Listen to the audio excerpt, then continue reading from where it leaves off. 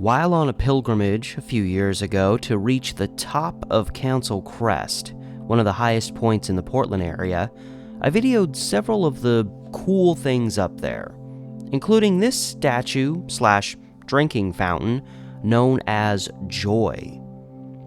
It's also referred to as the Pioneer Woman and the Laberee, if I'm pronouncing that right, Memorial Fountain, as it was donated to the park up there by a Florence and George, again, hope I'm saying it right, Laberee. This beloved structure on the site is made of bronze and was created by Hungarian-American sculptor Frederick Littmann. His Jewish family fled to America during World War II, and he would ultimately come to Oregon, where he studied at Reed College and taught at Portland State University.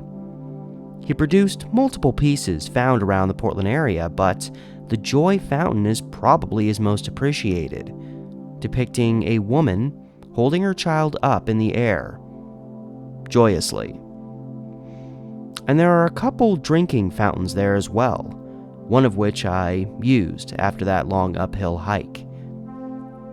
Installed in 1956, locals noted that periodically the statue would be vandalized, often by tagging, but otherwise was left alone for the people to enjoy. That was until June 30th, 1990.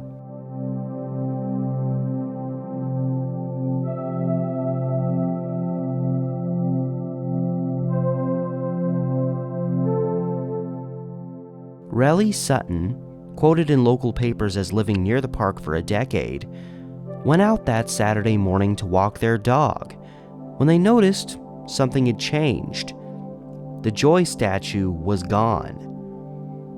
Sometime, likely only hours earlier during the dead of night, someone had crudely sawed the statue off at the mother's ankles and dragged it away down the west side of the park and off into the forested brush close by. Considering the weight of the statue alone, there were likely multiple people involved in hauling it away. There were no witnesses, leaving local police lost for any suspects, with one officer saying they were going to have to wait for someone to come forward, and until then, they were dead in the water. An anonymous donor even offered $500 for information leading to the recovery of the Joy. The primary concern was that the statue had been stolen specifically for its metal, meaning it was unlikely to be seen again, at least in its known state. And then, unexpectedly, on July 2nd, only 2 days later, the police received a tip leading them to a home in northeast Portland. In their search, they would discover the statue, still in one piece, in the basement of that home, which the homeowner had rented out to another man. The man living in the basement expressed he had no idea how the statue got there, but that he'd had a party there over the weekend and it could have been snuck in during that time.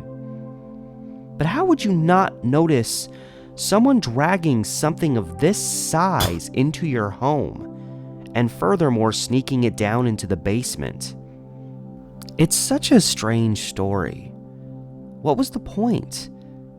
I could not find any actual verification that metals were removed from the statue, which would again provide a logical motive for why it was taken. Authorities also theorized that the whole thing may have been a prank, which I almost hint more towards, especially considering how the statue was apprehended. Could it be that someone accepted a dare, or a group decided to pull a prank and stole this statue? They then snuck it into this guy's place, perhaps during a party, and then called in a tip to make it look like he stole it? And why were the police so quick to believe this guy's story that he had no idea how this massive statue magically ended up in his rented basement? It's possible, but sounds a little far-fetched. And yet, the mystery of who took the Joy is still considered unsolved, meaning for whatever reason, law enforcement did not believe this basement renter was actually responsible or even involved in the theft. If they did, they had clear circumstantial evidence against this guy. But at the same time, we don't know all the details. Perhaps this guy was away from home at some point during that weekend, at which time the statue was snuck in. We just don't know. It's a weird series of events, but with the most important element being the recovery and reinstallation of this pioneer woman and her baby to its spot on Council Crest. I didn't pay attention at the time, as I did not know this story a few years back, but I did notice in the video I took of the statue that there is a distinct indentation around the ankle area of the woman, leading me to believe that's a reminder of where it was cut.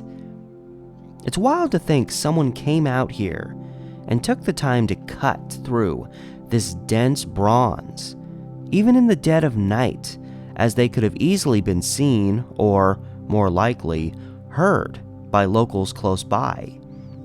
And yet they were successful in their theft. So, fortunately, when all is said and done, the joy remains to this day, where it has been for the most part since 1956.